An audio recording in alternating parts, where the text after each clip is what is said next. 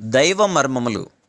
సహోదరుడు భక్తి సింగ్ గారి యొక్క అనుభవంలో దేవుడు ఆయనకు బయలుపరిచిన దైవ మర్మములు.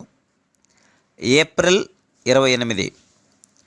కాగా దేవుడు తన ఐశ్వర్యము చొప్పున క్రీస్తు యేసునందు మహిమలో మీ ప్రతి అవసరమును తీర్చును.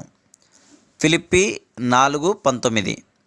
మరి యొక్క ఆటంకమును అపోస్తల కార్యములు 3:6లో చూస్తున్నాం. అంతటా పేతురు, వెండి బంగారములు నా యొద్ద లేవు అని చెప్పాను. డబ్బు లేదు. ఒక దైవజనుడు తన యొద్ద డబ్బు లేదని చెప్పుట ఎంత విచారకరమైన విషయం. అట్లు దుఃఖించుచు చెప్పిన అనేక మంది మిషనరీలను గూర్చి నేను వింటిని. అయితే పేతురు తన స్థితిని గురించి అలాగున దుఃఖించుచు చెప్పలేదు. కొందరైతే మా యొద్ద డబ్బే లేదు, దయచేసి ఇవ్వండి, మీపైననే ఆధారపడి ఉన్నాం అని చెప్పుదురు. వారికి విశ్వాసం ఉన్నదని చెప్పుకొనుచుందురు. అయితే ఆ విశ్వాసము స్నేహితులపై, దేశముపై ఉన్నది. అందుచేతనే వారు ఉత్తరముల కొరకు 1000 కన్నులతో వేచి ఉందురు. ఉత్తరములు ఇచ్చు జవాను రాగానే నాకేమైనా ఉన్నదా అని ప్రశ్నించుదురు. ఇట్లు చేయుట సిగ్గుకరమని నా తలంపు. మన నేత్రములను స్నేహితులపై నుండి, బంధువులపై నుండి మరలించి ప్రభువు వైపు మాత్రమే ఉంచవలెను. మన అక్కరలను తన ఇష్టము వచ్చిన వారి ద్వారా తీర్చును. పై మాటలు చెప్పిన తర్వాత ఏమి చెప్పవలనో పేతురుకు తెలియను గనుకనే అతడు సంతోషముగా ఉండెను. నాకు కలిగినది నీకిచ్చుచున్నాను, నజరేయుడైన యేసుక్రీస్తు నామమున నడువుము అని చెప్పాను.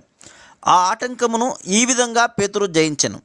అదేవిధంగా యేసుక్రీస్తు ప్రభు యొక్క నామమును, అధికారమును, శక్తిని మనం ఉపయోగించవచ్చును.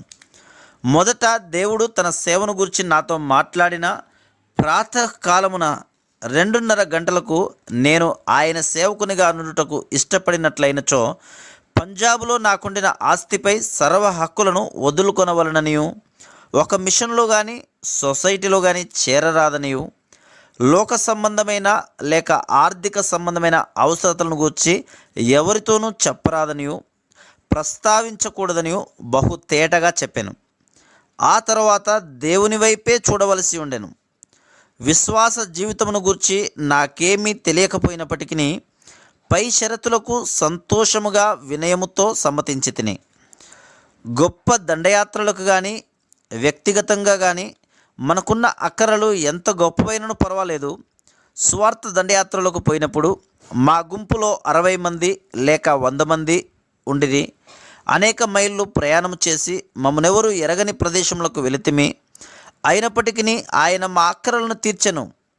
అన్ని సమయములలో కూడా మేము ఆయనను నమ్ముకొనవలనని మాకు నేర్పించుటకు గాను కొన్ని సమయములలో ఏదో ఒక కారణం చేత ఆయన మా అక్కరలను తీర్చలేదు. అయితే ముఖ్యమైన ప్రశ్న ఇది: దేవుని చిత్తములో ఉన్నాను అని నీవు నిశ్చయముగా చెప్పగలవా? దేవుని ఏర్పాటులో నీవు ఉన్నావా? అట్లయినచో తాను నీ అవసరతలు తీర్చునని దేవుడు నీతో ఒప్పందపడి ఉన్నాడు. Praise the lord.